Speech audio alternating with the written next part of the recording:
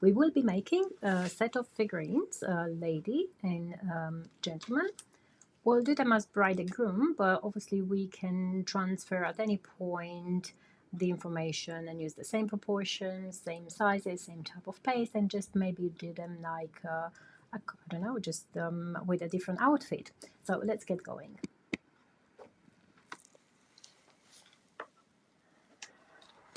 We've got some paste handy. I'm going to use for this project the pasta model from Saracino, but we also have got access to different types of pastes, and in case that you want to do your own paste, you can always refer to the recipes and prepare your paste and work with it. The Saracino modeling paste has got the advantage that it contains some cocoa butter inside, and that gives some fat, which makes the paste to be suitable for modeling for a little bit longer. So quite great for kind of a more advanced type of modeling. But for basic modeling, you can just stick to your normal fondant mix with some CMC or just some in homemade modeling paste. Those will work as well. The paste, I just took it out from the bucket, and obviously that will need kneading a little bit. Comparing with fondant, this type of paste doesn't need conditioning, so we don't need to add any tracks or add a fat to condition. All we have to do is just to start crumbling this paste.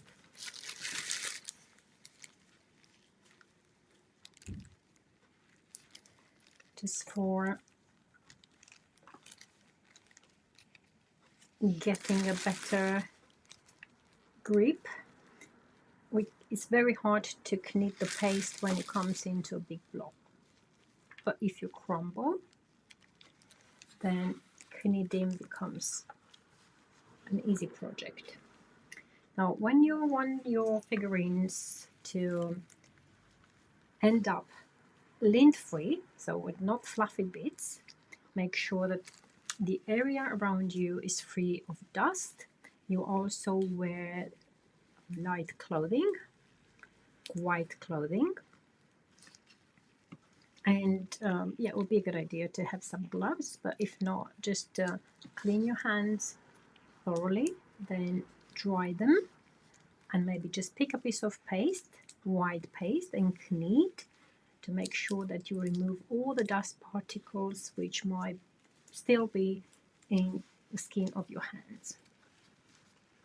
Okay. Sometimes using gloves when modeling can create a bit of discomfort, so if that's the case, then you will just have to model with your bare hands. Make sure that the skin is fully dry, otherwise the paste will start sticking, and you will find it's not that pleasant to model when your paste sticks to your hands. Okay, so I've softened the majority of the paste. I've got just one more piece here to crumble, and as you can see, the paste starts getting soft super quick. I'm not going to use any gel color to color my paste.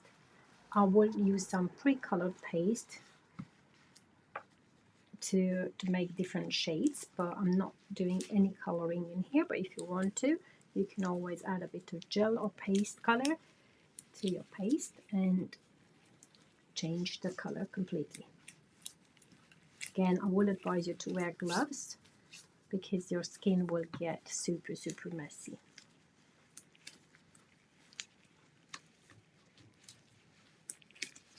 Okay, so a good blob of paste. Now I will refer to my figurines. First of all, for my bride, I will just pinch a piece of white and make like a log of paste, and I will just put it next to my figurine, and I will just try to get this piece of paste to match pretty much the size of the printed figure.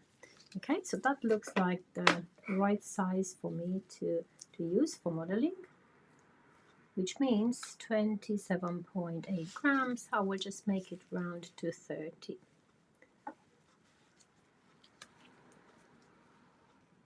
Just that it's easier to remember. Plus, it's not just to remember. I can take a piece of like sticking out. I can put it behind of my figure, and I can just put down dress 30 grams. And then if I will ever want to do this figure again, I will have the details about how much paste I should get. Now, so I can just trim the excess of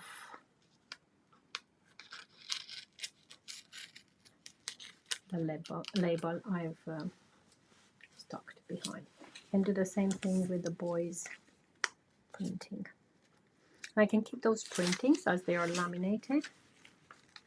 I can keep them into a folder and just reuse them whenever is necessary. It is super easy to model using a template, especially when you are a beginner. I would strongly recommend using a template.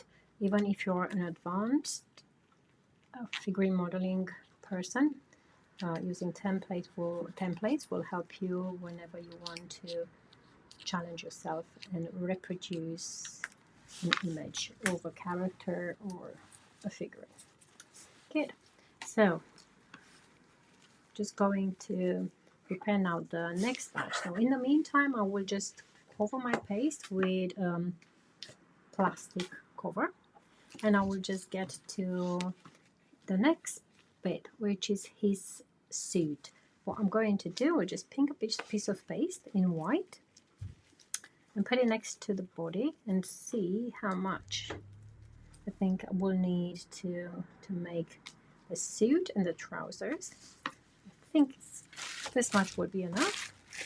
And I'm also going to put a bit of black mixed with my white. That's going to turn the white into a gray. And this is what I'm going to use to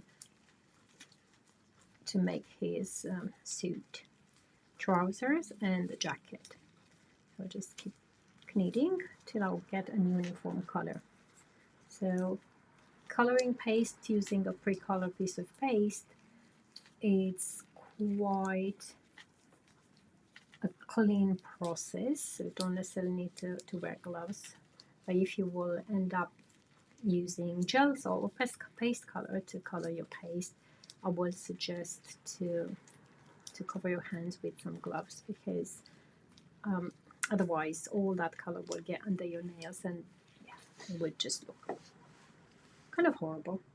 So we've got here 33.4 grams, I'll just say 33 grams, and I'm just going to put body, not because it's for the whole body, it's just for the trousers and the jacket. Of course you can round them up to 35 grams like we did for her dress, but I don't think this is quite necessary in here. Again, this piece will go underneath. Then I've got to prepare some black paste for making his shoes. Just literally 2 very small pieces of black for the shoes, and then for making the tie and the upper part of the collars of the jacket. I'm going to put this in here as well. That's going to be also enough to make the eyes. I do have some sugar pearls for making the eyes, but if you prefer to make the eyes with fondant or with paste, then obviously you need a very little amount for that job as well. Now, to make the hair of the characters, I've got some dark brown in here, which I'm going to use for his hair. And then I'm going to use some light color paste, a light skin tone with some dark brown to make a lighter hair for the lady. Now, the chocolate paste, the brown, it is quite firm. Reason being, it's got some chocolate inside, and obviously the chocolate gets firm at the room temperature, especially if the room has a cooler temperature, but it turns up getting super soft once it's kneaded, and it just gets the heat from our hands. So just going to keep kneading, and I think that's going to look all right for as a color for her hair. Okay, that's going to go underneath the box. Okay, what I also need, I need some skin tone. I'm going to use a light skin tone paste. Now for doing his head, I just need a blob. If I get paste, I haven't actually scaled the amount of paste I've got for the hair, because it will really depend on how much hair you want to add to the figure. If you want to make a bold groom, practically you don't need any hair color to make the hair. If you want to make a long hair for the lady, then you can put more. So I'll probably say anything around 10 grams to 15 will go for making hair. Now with the skin tone, I've got this piece of paste which kind of matches the size of his head. I'm going to put this in on a scale, and it's 23 grams. I'm going to pinch a little bit, and I will just make it 20. 20, still a little bit. Okay, so we'll just put 20 grams for his head.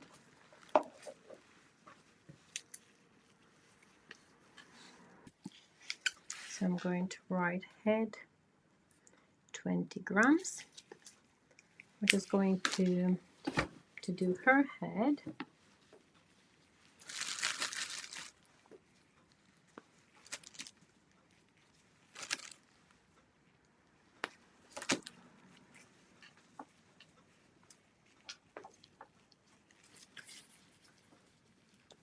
Just getting a piece of paste and trying to match the size of the head. That looks right. That's like 17.5.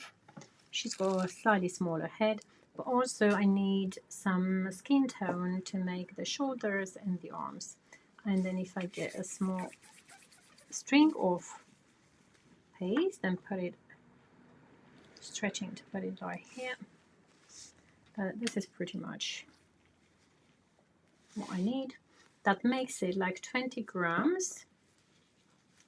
So same amount of paste, but to make the head and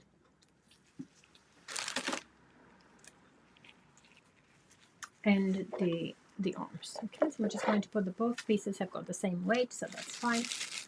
Now I just want some extra color. Again, I'm not going to measure how much pink, because that's going to be used to make some flowers, and yeah, just put some flowers on him as well. Okay, so we've got the paste ready.